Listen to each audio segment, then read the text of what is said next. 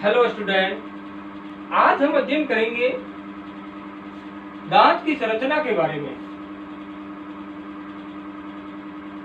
दांत की संरचना, टीथ स्ट्रक्चर।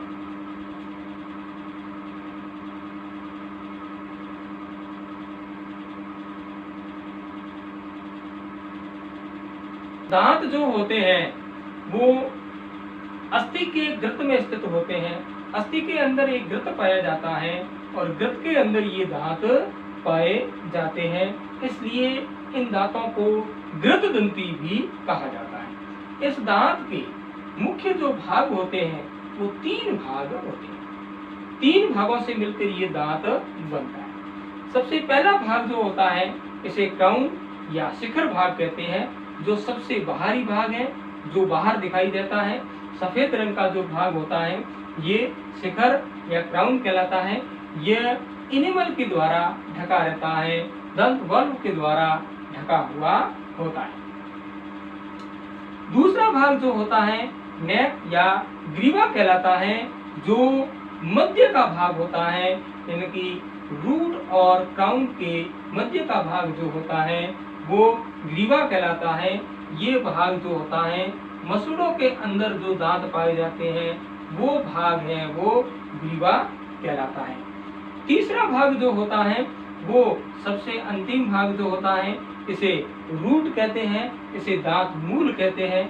ये अस्थि के गृत के अंदर पाया जाने वाला भाग जो होता है ये रूट कहलाता है।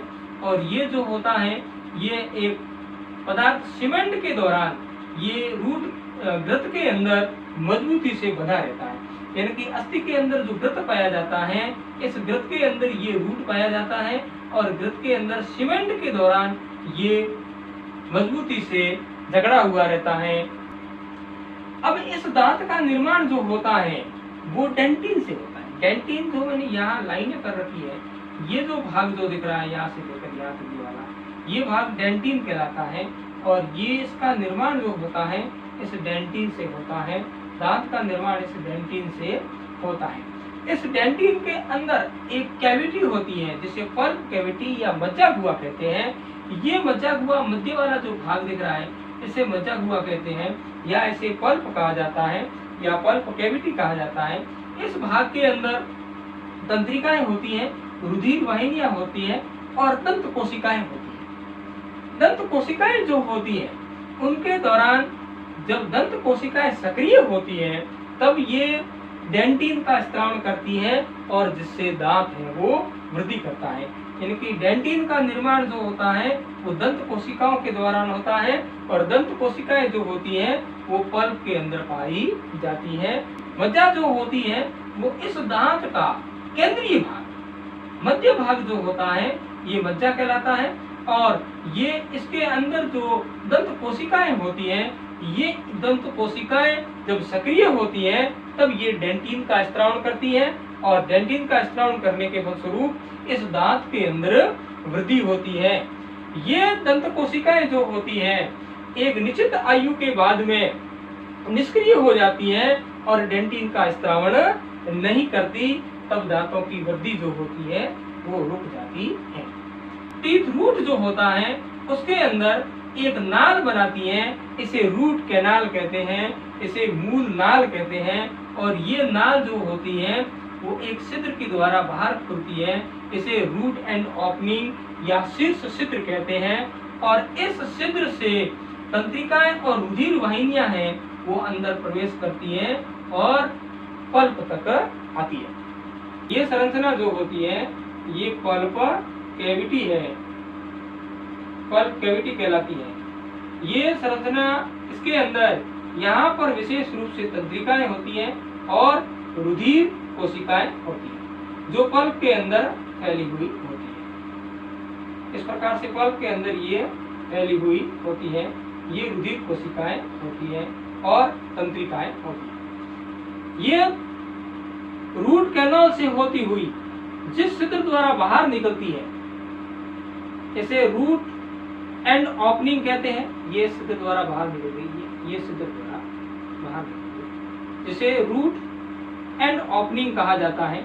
इस छिद्र के द्वारा ये बाहर निकल जाता है।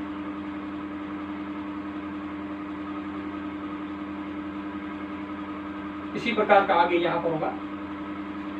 अब यहाँ से लेकर यहाँ तक जो भाग होता है ये रूट कहलाता है, जो अस्थि के गर्त के अंदर होता है। और इस पल्प के ये भाग जो होता है, इसी प्रकार से यहाँ भी तंत्रिकाएं आती है।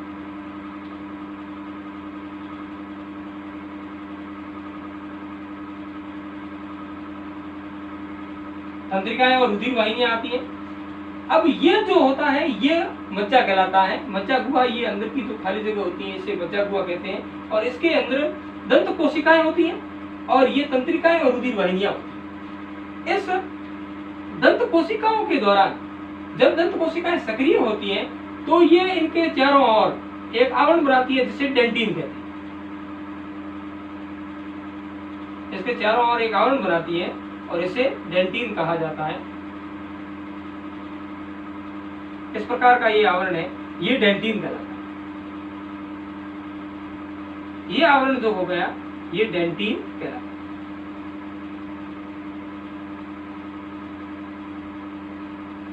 इस प्रकार से इस डेंटिन को लाइन कर देते हैं तो क्या हो जाता है कि ये आवरण जो होता है डेंटिन, और ये डेंटिन ही दांत है।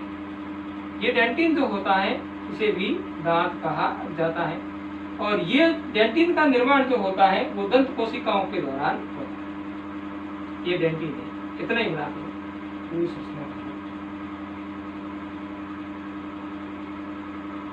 ये डेंटिन।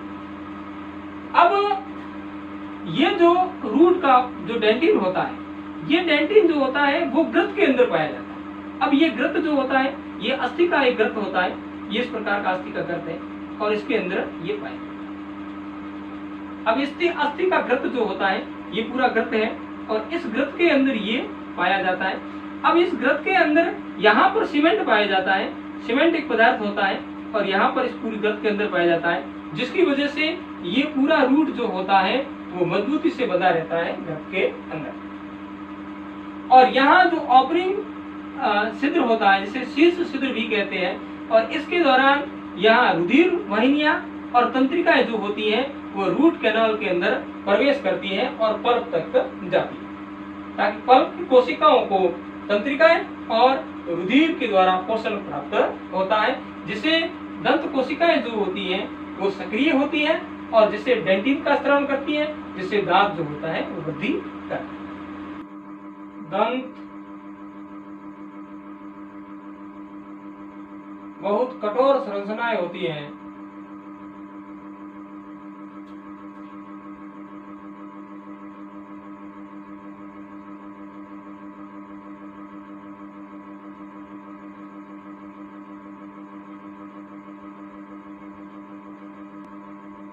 प्रत्येक दंत के 3 भाग होते हैं।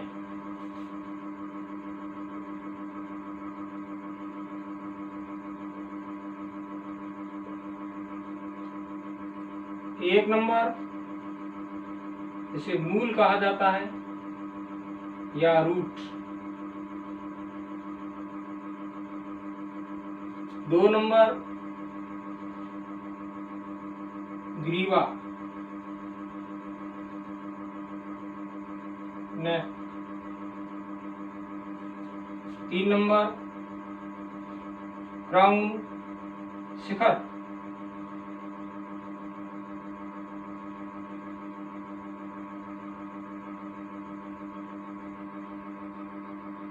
क्राउन। नंबर 1 मूल।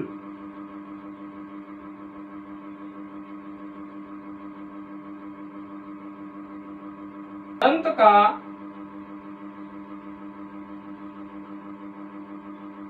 अंतिम भाग मूल कहलाता है। रूट।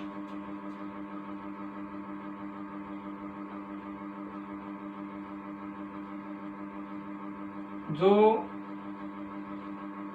अस्थि के गर्त में अस्थि के गर्त में स्थित होता है।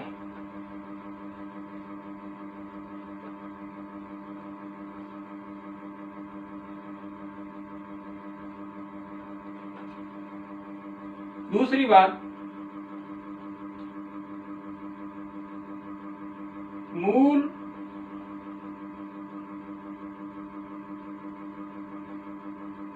अस्थि के गर्त में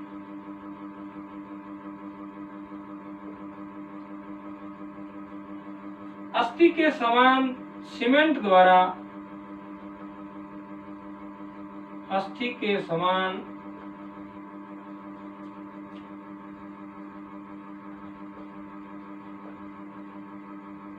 सीमेंट द्वारा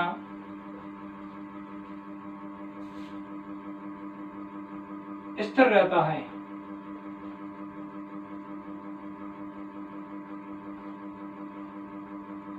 मूल जो होता है वो घृत के अंदर अस्थि के समान एक पदार्थ होता है, सीमेंट कहते हैं, उसके द्वारा ये घृत के अंदर स्थिर रहता है। 2 नंबर ग्रीवा,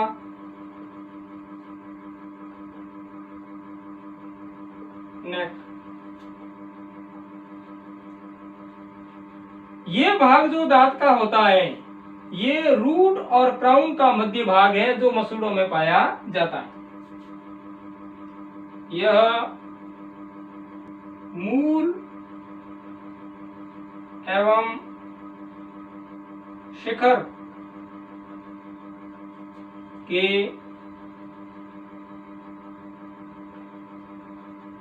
मध्य का भाग है। 3 नंबर शिखर, क्राउन।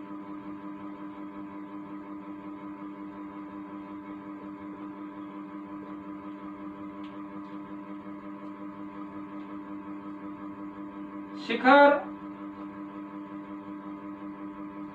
दंत का ऊपरी बाहरी भाग है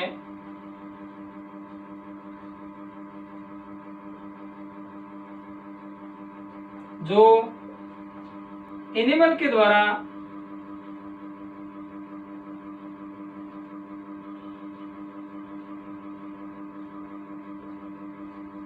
ढका रहता है।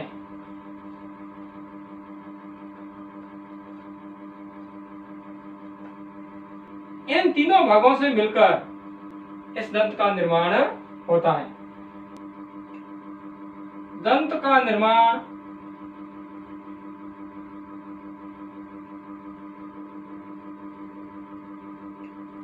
अस्थि के समान कठोर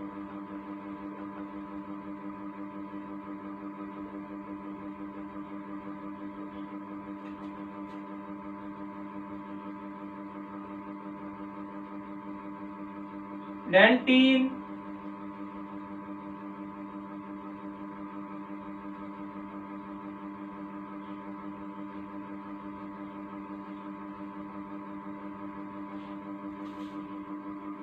से होता है।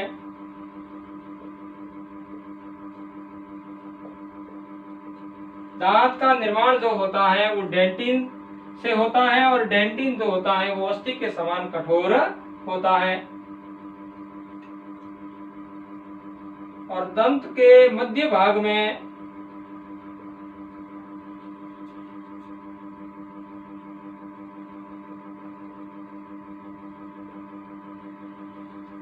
पल्प कैविटी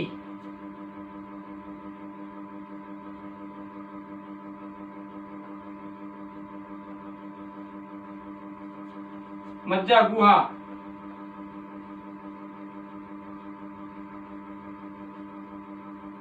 पाई जाती है।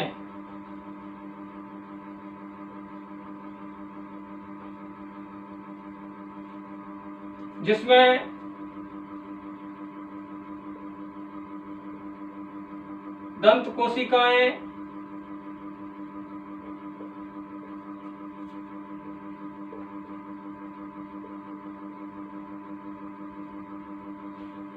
रुधिर वाहिनियां,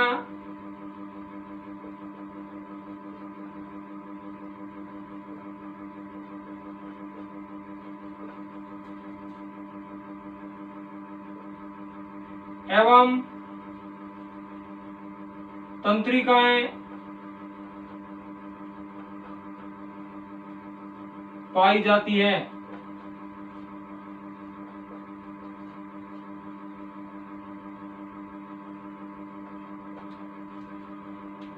दांत के मध्य भाग के अंदर पल्प कैविटी पाई जाती है, मज्जा गुहा पाई जाती है। इसके अंदर दंत कोशिकाएं होती हैं, रुधिर वाहिनियां होती है और तंत्रिका तंतु होते हैं। दंत कोशिकाएं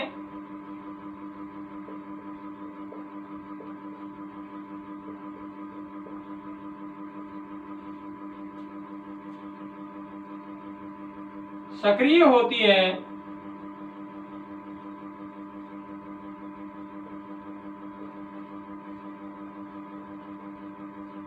और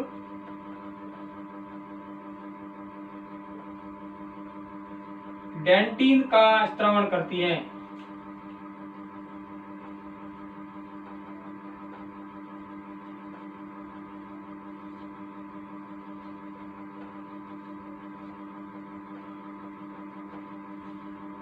जिससे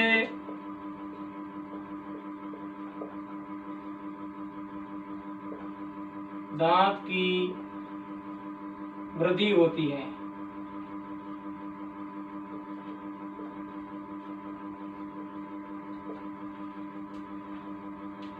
पल्प कैविटी के अंदर पाई जाने वाली दंत कोशिकाएं जो होती हैं, जब सक्रिय होती है तो ये डेंटिन का स्त्रावण करती है, और जब डेंटिन का स्त्रावण होता है तो दांत की वृद्धि होती है।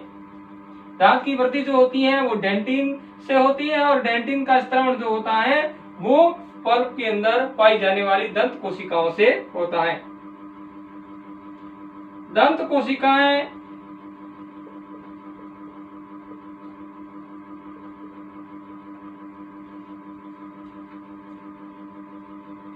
मानव में एक निश्चित आयु में निष्क्रिय हो जाती है,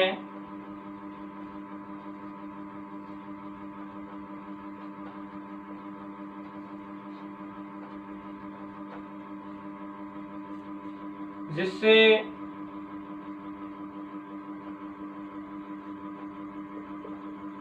दांत का विकास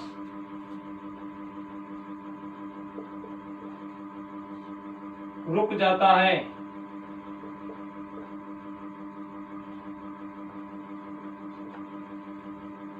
निश्चित आयु के अंदर ये दंत कोशिकाएं जो होती हैं वो निष्क्रिय हो जाती हैं, और जिससे डेंटिन का स्त्राव नहीं होता और दांत की वृद्धि है वो रुक जाती है। दंत के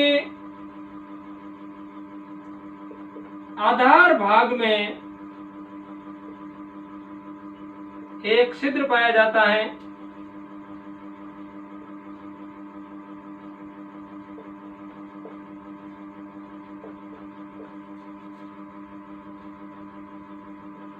जिसे शीर्ष छिद्र कहते हैं, या रूट एंड ओपनिंग कहा जाता है। इस छिद्र से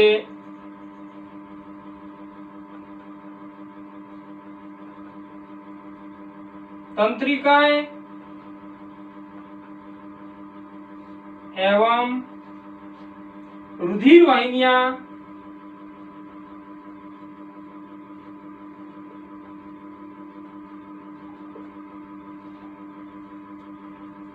रूट कैनाल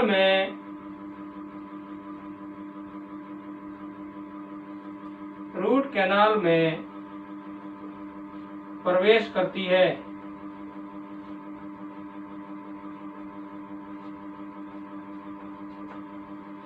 आधार भाग के अंदर एक छिद्र होता है और इस छिद्र से रुधिर वाहिनियां जो होती हैं और जो तंत्रिकाएं जो होती हैं वो रूट कैनाल जो होती है उसके अंदर प्रवेश करती है।